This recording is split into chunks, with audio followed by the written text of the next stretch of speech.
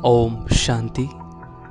प्रजापिता ब्रह्मा कुमारी ईश्वरीय विश्वविद्यालय की तरफ से आप सभी भाई बहनों को सहर्ष स्वागत।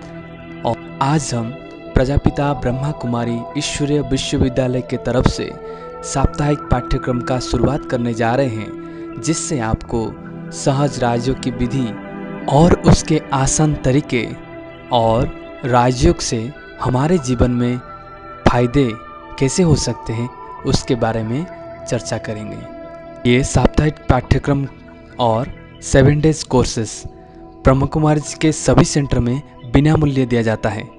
ओम शांति।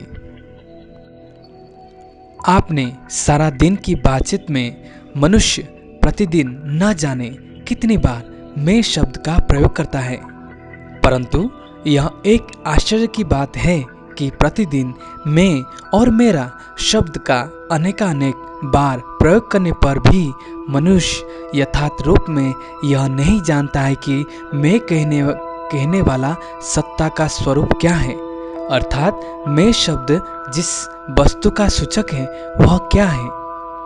आज मनुष्य ने साइंस द्वारा बड़ी बड़ी शक्तिशाली चीजों तो बना डाली है, उसने संसार की अनेक पहेलियों का उत्तर भी जान लिया है और वह अन्य अनेक जटिल समस्याओं का हल भी ढूंढ निकालने में खूब लगा हुआ है, परंतु मैं कहने वाला कौन है इसके बारे में वह सत्यता को नहीं जानता, अर्थात वह स्वयं को नहीं पहचानता। आज किसी मनुष्य से पूछा जाए कि आप कौन हो अथवा आपका परिचय क्या है, तो वह झट अपने शरीर का नाम बता देगा अथवा जो धंधा वह करता है वह उसका नाम बता देगा। वास्तव में मैं शब्द शरीर से भिन्न चेतन सत्ता आत्मा का सूचक है, जैसा कि चित्र में दिखाया गया है। मनुष्य जीवात्मा, आत्मा और शरीर को मिलाकर बनता है। जैसे शरीर 5 तत्व जल, वायु, अग्नि, आकाश और पृथ्वी से बना हुआ होता है, वैसे ही आत्मा मन, बुद्धि और संस्कारमय होती है। आत्मा में ही विचार करने और निर्णय करने की शक्ति है तथा वह जैसा कर्म करती है उसी के अनुसार उसके संस्कार बनते हैं। आत्मा एक चेतन एवं अविनाशी ज्योति बिंदु है जो कि मानव के देह में भ्रुकुटी में निवास करती है। जैसे रात्रि को आकाश में जगमगाता हुआ तारा एक बिंदु सा दिखाई देता है, वैसे ही दिव्य दृष्टि द्वारा आत्मा भी एक तारे की तरह ही दिखाई देती है। इसलिए प्रसिद्ध पद में कहा गया है, भ्रुकुटी में चमकता है एक अजब तारा, गरीबानु साहिबा लगदा ए प्यारा। आत्मा का वास भ्रुकुटी में होने के कारण ही मनुष्य गहराई से सोचते समय यही हाथ लगाता है। जब वह यह कहता है कि मेरा तो भाग्य खोटा है, तब भी वह यही हाथ लगाता है।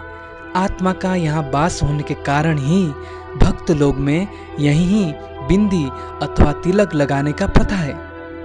आत्मा का संबंध मस्तिष्क के से जुड़ा है और मस्तिष्क का संबंध सारे शरीर में फैला हुआ ज्ञान तंतुओं से है। आत्मा ही में पहले संकल्प उठता है और फिर मस्तिष्क तथा तंतुओं द्वारा व्यक्त होता है। आत्मा ही शांति अथवा दुख का अनुभव करती तथा निर्णय करती है और उसी में संस्कार रहते हैं।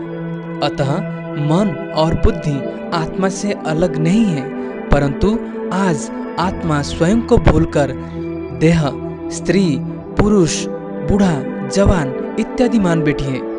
यह देह अभिमान ही दुख का कारण है।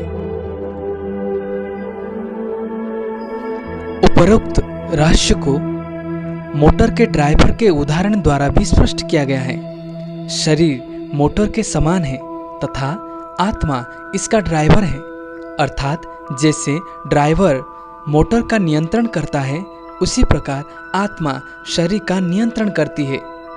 आत्मा के बिना शरीर निष्प्राण है, जैसे ड्राइवर के बिना मोटर। अतः परमपिता परमात्मा कहते हैं कि अपने को पहचानने से ही मनुष्य इस शरीर रूपी मोटर को चला सकता है और अपने लक्ष्य गंतव्य स्थान पर पहुंच सकता है। अन्यथा जैसे कि ड्राइवर कार चलाने में निपुण न होने के कारण दुर्घटना एक्सीडेंट का शिकार बन जाता है और कार और उसके यात्रियों को भी चोट लगती है। इसी प्रकार मनुष्य को अपनी पहचान नहीं है, वह स्वयं तो दुखी और अशांत होता ही है, साथ में अपने संपर्क में आने वाले मित्र संबंधियों को भी दुखी व अशांत बना देते हैं। अतः सच्चे सुख व सच्ची शांति के लिए स्वयं को जानना अति आवश्यक है।